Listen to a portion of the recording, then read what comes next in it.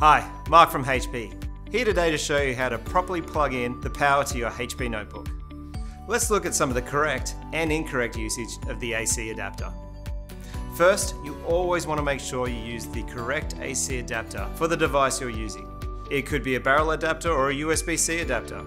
Examine the AC power and cords for physical damage or any bent pins before use. Always make sure that the adapter is inserted straight into the power port, making sure it is pushed all the way in.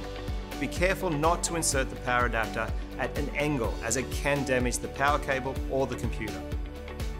Make sure the power port on the laptop is clean and has no foreign material inside. Also, make sure on the barrel adapter that the center pin is straight and not slanting to one side.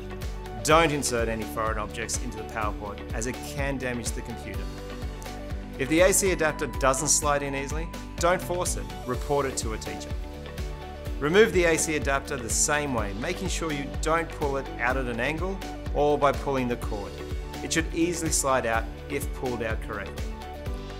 Also, make sure to remove the AC adapter before moving the device. For schools that have a charging cart, the same rules apply. These carts are great for securely storing and charging your HP notebooks. By following these steps, you'll be able to maintain the health of your HP notebooks.